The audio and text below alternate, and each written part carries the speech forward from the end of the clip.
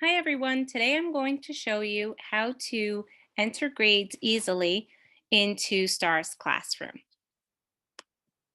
First, you're going to want to go to nycenet.edu/STARS Classroom. You're going to use your DOE username and password credentials in order to log in.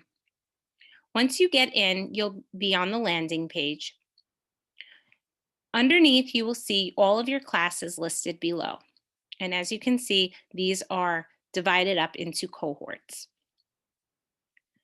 You're going to want to go to the Download Upload Grades tab and click on it.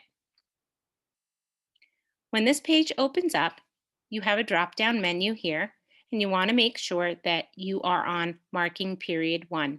You can also repeat this process for marking periods 2 and 3 if you choose to.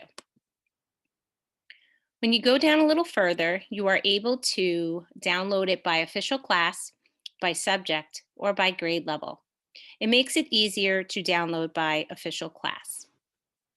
If you go down a little further, you will see here another drop-down menu that asks which official class. To make this process a little bit easier, I'm going to demonstrate how to do it by official class. So I'm going to select my first official class, and I'm going to click Download Grades. When you do that, you should see a file pop up at the bottom, and when it's done downloading, you can go ahead and click that and open it. An Excel file will pop up, and you can see that you are on the summary page. The second tab is the one that you want to go to where it has student marks. As you can see, this child's name is here several times, and then you will see the next child several times. So let's just focus on this first child right here. Okay, if you look at column F, you will see that this teacher teaches social studies and science. So you will see the overall social studies grade will go here in column K for mark. And then you have the first competency, the second, and the third that fall under social studies and history. And then those three subcategories or three competency grades will go here. And those grades are calculated according to the grading policy that was set forth by the Department of Education. Then you'll continue down for each child, overall, and then the three competency grades. Overall, three competency grades. In the L column, you will see comment 1. M column, you will see comment 2. And N column, you will see comment 3.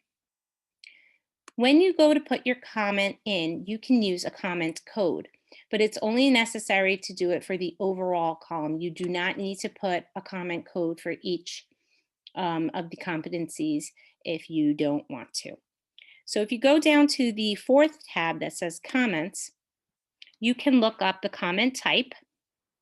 It's behavioral, academic, general, academic subject specific, and what the actual comment is. And you can also see which category, if it's reading, writing, so on and so forth, and the indicator. But you do want to go to that first column where it actually has the number for that comment, and you'll want to take that number, go back into the student marks, and then for the overall, you can put in that number for the comment code.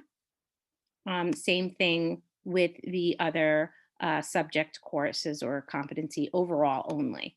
If you do want to put them underneath for the competencies, it's not necessary. But if you want to add another comment for science and social studies or whatever subject, you can add 3 comments or 1 comment, depending on your school. And you want to do that for each one of the overall subjects.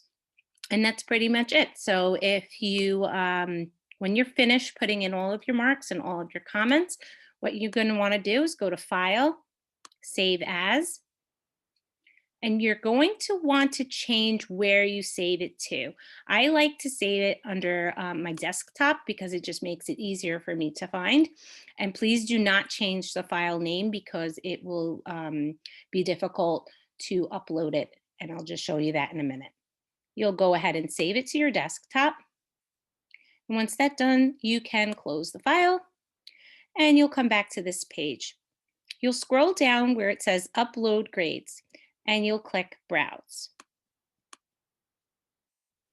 And it'll pop up. If it doesn't pop up that it's on your desktop or maybe it's somewhere else in Downloads or Documents, you could just go and click it on the side or select it from the top. But that's where I put my file. So I'll select it and then I'll hit Open. And then I will go ahead and hit Upload Grades. Okay, and this screen will pop up and say that this is the class that I want to upload, and I'm going to continue with upload. Once that's done, it'll say pending. When it is complete, it will have a green check and it'll illuminate green and it will say complete. Sometimes the file will upload and then it will say complete with errors.